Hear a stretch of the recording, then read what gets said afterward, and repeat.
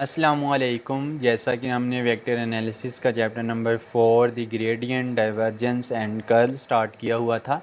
Previous video में हमने gradient के रेलिवेंट प्रॉब्लम्स को सॉल्व किया था। इस वीडियो में हम डाइवर्जेंस के रेलिवेंट प्रॉब्लम्स को सॉल्व करेंगे। ये हमारे पास प्रॉब्लम नंबर 15 से स्टार्ट हो रही हैं। डाइवर्जेंस से relevant if A is equal to x square z i minus 2y³ z square j plus x y square z k then हमने फाइंड करना है डेल डॉट ए, यानी कि डाइवर्जेंस को हम इस तरह शो करते हैं। जैसा कि हमने ग्रेडियंट में देखा था कि डेल को मल्टीप्लाई करते थे, जिस चीज़ का हमने ग्रेडियंट फाइंड करना होता था वो हमारे पास एक स्केलर क्वांटिटी होती थी, सही है। लेकिन यहाँ हमारे पास एक वेक्टर क्वांटिटी होगी और उसका डॉट प्रोडक्ट लेंगे डेल के साथ, तो देन हमारे पास डाइवर्जेंस फाइंड हो जाएगी। फॉर एग्जांपल देखें, ये डेल डॉट ए ये हमारे पास सिंबल है ग्रेडियंट डाइवर्जेंस को शो करने के लिए।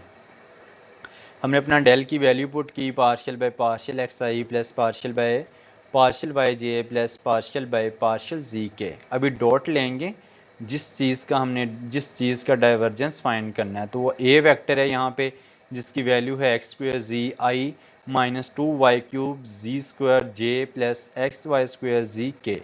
डॉट प्रोडक्ट हमें पता है हम किस तरह अप्लाई करते हैं, आई का आई के साथ, जे कंपोनेंट का जे के साथ, के का के के साथ। हम उसको सॉल्व आउट कर लेंगे। जैसे कि देखें, आई कंपोनेंट को आई के साथ करेंगे तो पार्शियल बाय पार्शियल एक्स, और यहाँ से आई कंपोनेंट एक्स स्क्वायर जी, तो इसको हम इस तरह प्रोडक्ट में लिख देंगे। और यहाँ हमारे पास डायरेक्शंस ख़त्म हो जाएंगी। जब हम प्रोडक्ट दो चीज़ों का डॉट लेते हैं तो आंसर हमें वेक्टर क्वांटिटी में नहीं मिलता होता, तो इसलिए डायरेक्शंस जो हैं वो ख़त्म हो गई। सिमिलरली वाई के जे कंपोनेंट को पिक करते हैं, यहाँ से पार्शियल बाय पार्शियल वाई, और यहाँ से माइनस 2y³ जी स्क्वायर, और के कंपोनेंट के लिए यहाँ से पार्शियल बाय पार्शियल जी, और यहाँ से हमारे पास आ जाएगा एक्स वाई स्क्वायर जी।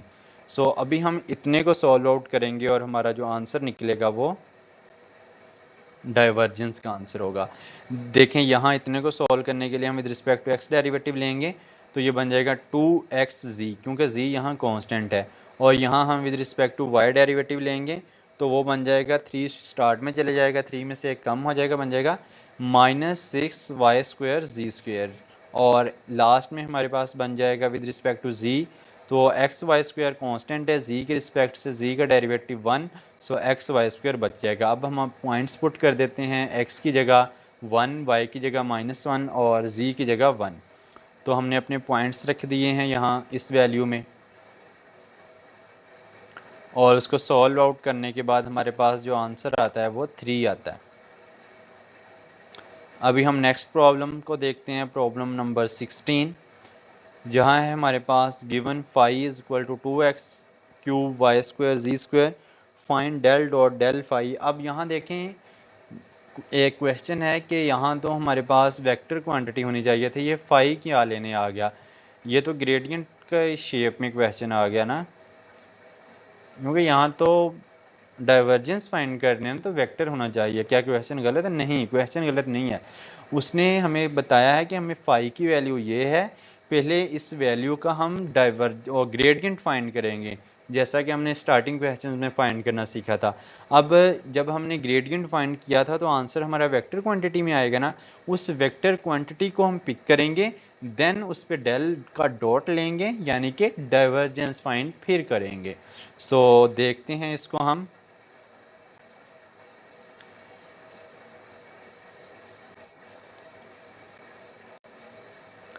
देखें फाइंड, अब देखें ये डेल फाई, ये जो है हमारे पास ग्रेडियंट का सिंबल है, ना कि डाइवर्जेंस का। अगर होल को देखें तो वो हमारे पास बन रहा है डाइवर्जेंस का। फर्स्टली हम ग्रेडियंट ले लेते हैं। ग्रेडियंट किस तरह पिक करते थे हम कि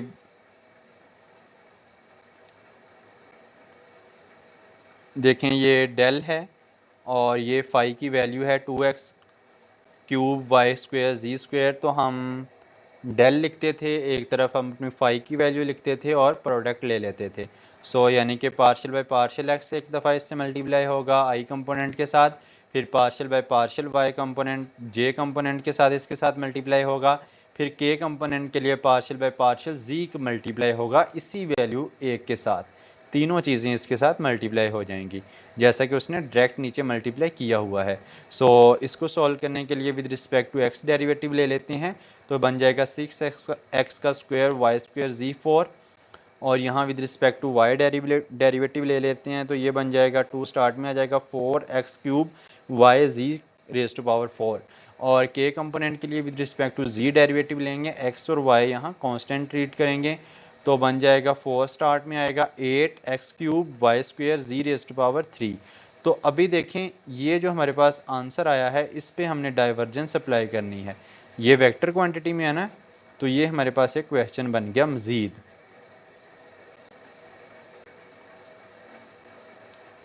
अभी देखें ये हमारे पास है डेल डॉट डेल फाई, इतना हमने सॉल्व कर लिया है, अभी कंप्लीट करेंगे। अब हमने डेल लिखा और डेल फाई का जो आंसर आया था वो लिखा, अब डॉट लेते हैं। डॉट प्रोडक्ट हमने प्रीवियस प्रॉब्लम में देखा था कि आई के लिए आई के साथ सॉल्व करेंगे, जे कंपोनेंट को जे कंपोनेंट से सॉल्व करेंगे, के कंपोनेंट को के कंपोनेंट से। So partial by partial x, और यहाँ से ये वैल्यू आई कंपोनेंट की पिक करेंगे, फिर जे कंपोनेंट में पार्शियल बाय पार्शियल वाई और जे कंपोनेंट वाली वैल्यू पिक करेंगे, फिर के कंपोनेंट के लिए पार्शियल बाय पार्शियल जी, और लास्ट वाली वैल्यू पिक करेंगे। और यहाँ डॉट प्रोडक्ट में हमारी डायरेक्शंस जो हैं वो ख़त्म हो जाती हैं, क्योंकि हमें पता है कि डाइवर्जेंस में हमारा जो आंसर है वो वेक्टर क्वांटिटी में नहीं आता।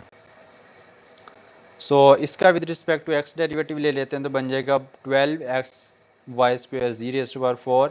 इसका with respect to y derivative लेंगे तो हम बन जाएगा y की पावर कुछ भी नहीं है, तो y with respect to y1, तो बन जाएगा 4x³ z raise to power 4, क्योंकि ये चीज़ें यहाँ कांस्टेंट थी तो साथ वैसे लिख देंगे।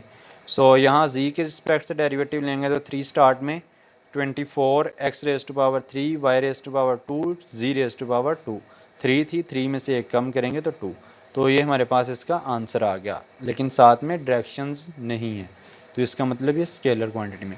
सो आई होप आपको समझ आ गई होगी कि हम डाइवर्जेंस किस तरह फाइंड करते हैं। अभी जो नेक्स्ट प्रॉब्लम्स हैं उनकी आप प्रैक्टिस कीजिएगा, और प्रैक्टिस करने से आप इजीली उनको सॉल्व आउट कर लेंगे, और अगर कोई क्वेश्चन हुआ तो आप पूछ सकते हैं। अल्लाह हाफिज़।